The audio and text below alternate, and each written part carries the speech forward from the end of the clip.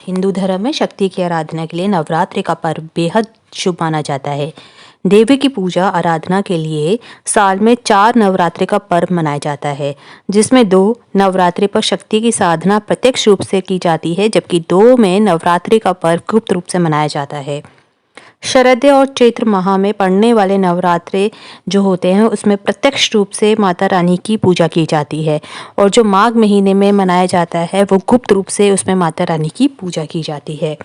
गुप्त नवरात्रे का रहस्य क्या है आखिर?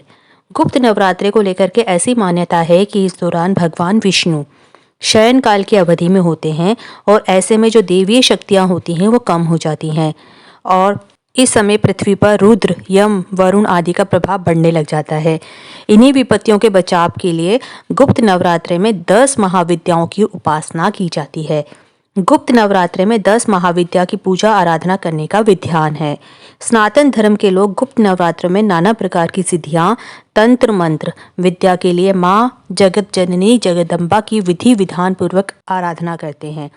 गुप्त नवरात्रे के दौरान 9 दिन तक 10 महाविद्याओं की पूजा अर्चना गुप्त तरीके से की जाती है, इसलिए इसे गुप्त नवरात्रे कहा जाता है।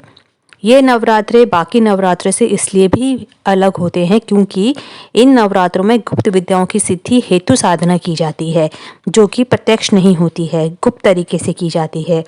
गुप्त नवरात्रे में तंत्र साधनाओं का ज़्यादा महत्व होता है, और तंत्र साधना को गुप्त रूप से ही किया जाता है, इसलिए इसे गुप्त नवरात्रे कहते हैं। इसमें विशेष कामनाओं की सिद्धि की जाती है। जहाँ चैत्र और शरदय नवरात्रे में खुल करके माता रानी की पूजा अर्चना होती है, मंदिरों में कीर्तन भजन होते हैं, उसके विपरीत इन नवरात्रों में गुप्त तरीके से सब होता है। सिद्धि और साधना के नज़रिए से शरदीय नवरात्रों का ज़्यादा महत्व होता है। लोग व्रत रखते हैं, पूजा पाठ करते हैं, कीर्तन करते हैं, भक्ति में माहौल होता है, और मंदिरों में कई जगह आप देखेंगे कि कीर्तन भी होते हैं पूरे 9 दिन।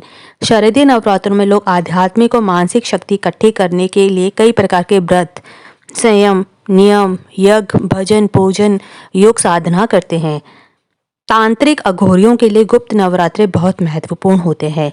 गुप्त रूप से पूजा करके अघोरी तंत्र मंत्र की सिद्धि प्राप्त करते हैं। वहीं ग्रस्त जीवन वालों को इस दौरान देवी दुर्गा की सामान्य रूप से पूजा करनी चाहिए। मान्यता है इससे समस्त संकटों का नाश हो जाता है। माघ महीने में गुप्त नवरात्रि की डेट्स हिंदू कैलेंडर के हिसाब से चेंज होती रहती हैं। जैसे कि 2024 में इसकी डेट पड़ी 10 फरवरी से लेकर के 18 फरवरी तक। गुप्त नवरात्रे में 10 महाविद्याओं के रूप की पूजा की जाती है। 10 महाविद्या आदि शक्ति की अवतार मानी जाती हैं, और विभिन्न दिशाओं की शक्तियां हैं। तंत्र साधना करने वाले इन महादेवियों की पूजा गुप्त रूप से करते हैं, इसलिए इनको गुप्त नवरात्रि कहा जाता है। गुप्त नवरात्रि की 10 महाविद्या जिनकी पूजा की जाती हैं उनके नाम हैं माँ काली, माँ तारा, माँ त्रिपुर, माँ भुवनेश्वरी, माँ छिन्नमस्तिके, माँ त्रिपुर भैरवी, माँ धूमावती, माँ बगलामुखी, माँ मातंगी, माँ कमला। ये जो हैं ये 10 महाविद्याएं हैं जिनकी इन दिनों पूजा की जाती है अपनी सिद्धियां पूरी करने के लिए। गुप्त नवरात्रि की पूजा कैसे करें? तो गुप्त नवरात्रि में माँ दुर्गा की 10 महाविद्या प्रकट हुई थी। माँ गुप्त नवरात्रि के दौरान देवी शक्ति के 32 अलग अलग नामों का जाप, दुर्गा सप्तशती, देवी महात्म्य और श्रीमद् देवी भागवत जैसे धार्मिक ग्रंथों का पाठ करना चाहिए, और ये सभी समस्याओं को समाप्त करता है और जीवन में आपकी शांति प्रदान करने में मदद करता है। ऐसी भी मान्यता है कि गुप्त नवरात्रि में की गई जो साधना होती है वो अगर जन्म कुंडली में आपके कोई दोष है तो उनको दूर करने में भी मदद करती है, और धर्म, अर्थ, काम व मोक्ष देने वाली होती हैं। गुप्त नवरात्रि में माँ दुर्गा की विधिवत पूजा पाठ के साथ आपको कलश स्थापित करना होता है, जिसका कि अपना एक महत्व होता है। कलश स्थापना के साथ सुबह और संध्या पूजा के समय दुर्गा चालीसा अथवा दुर्गा सप्तशती का पाठ जरूर करें। वह कलश स्थापना करने के समय उसका मुहूर्त भी अवश्य चेक कर लें। पूजा के दौरान माता को लौंग व बताशे का भोग चढ़ाना चाहिए। इसके साथ कलश स्थापना करते समय माँ को लाल पुष्प और चुनरी भी अर्पित करें। इससे माता जल्दी प्रसन्न होती हैं और आपके ऊपर अपनी कृपा बनाए रखती हैं। आइए जानते हैं 9 दिन क्या करना चाहिए माता रानी को खुश रखने के लिए। पहले दिन गुप्त नवरात्रि का जो पहला दिन होता है उसमें माँ काली की पूजा आराधना की जाती है। देवी के 10 रूपों में से एक माँ की काली की पूजा आराधना करने का विधान। ऐसे में आप माँ काली की पूजा करने के साथ साथ माँ काली के मंत्रों को भी जाप करें, जो कि है क्रीं ह्रीं काली ह्रीं क्रीं स्वाहा। दूसरा दिन जो होता है वो माँ तारा के लिए होता है, उनकी पूजा की जाती है। इनकी साधना से साधक को संतान सुख की प्राप्ति मिल सकती है और ऐसे में इसके लिए आप एक अलग मंत्र का जाप कर सकते हैं, जो कि है ओम ह्रीं स्त्रीं हुं फट। इस मंत्र का आप जाप करें।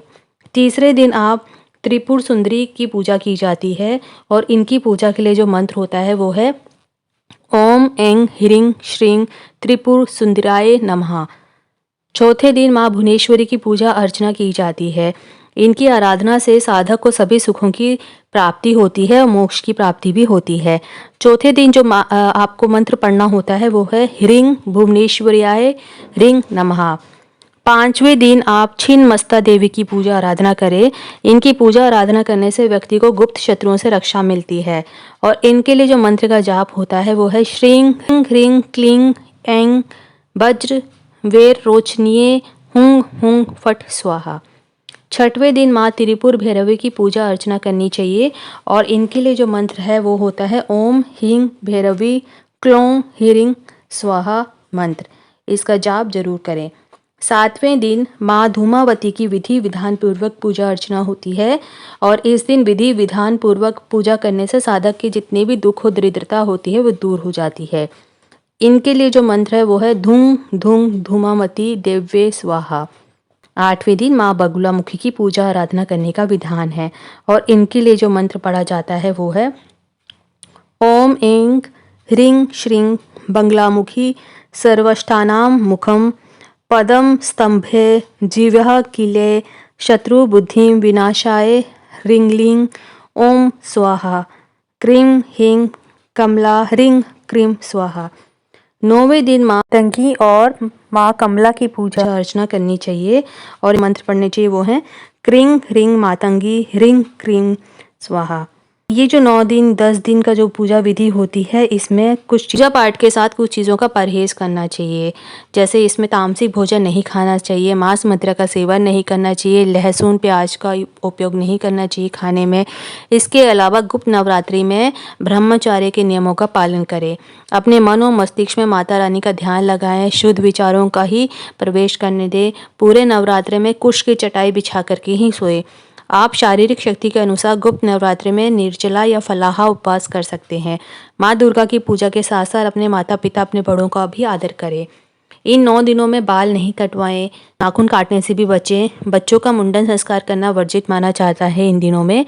गुप्त नवरात्रि में किसी भी दिन देर तक नहीं सोना चाहिए, विशेषकर वो लोग जिन्होंने व्रत रखा हो, और सुबह उनको जल्दी उठना चाहिए।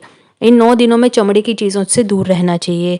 बैंगनी नीले या गहरे रंग के कपड़े पहनने से बचना चाहिए और शराब मदिरा तो जैसे बताया है उसका सेवन नहीं करना चाहिए। अब है कि कैसे समझें कि आपकी मनोकामना पूर्ण हो रही है। आपने व्रत तो रख लिए, पूजा अर्चना तो कर ली, तो अगर जैसे वैसे हिंदू धर्म में कहा जाता है कि अगर आपने नीलकंठ पक्षी को देख लिया तो यानी कि महादेव की कृपा आपके ऊपर होने वाली है। और यदि आपके घर के सामने अक्सर सफ़ेद गाय आने लग जाए या किसी दिन सफ़ेद गाय आपके घर के सामने आकर अपने बछड़े को दूध पिलाए तो भी देवी देवताओं की आप पर कृपा होने का साफ इशारा है। तो जो भी पूजा विधि आप करें उसको साफ मन से करें, निश्चल मन से करें और भगवान की आराधना के साथ साथ अपने से बड़ों का भी आदर करें, अपने माता पिता की रिस्पेक्ट करें और जो भी आपके बड़ा है उनका आदर करें और जितना हो सके दान पुण्य का काम करें। उम्मीद करते हैं वीडियो इन्फॉर्मेटिव लगी होगी। Thanks for watching.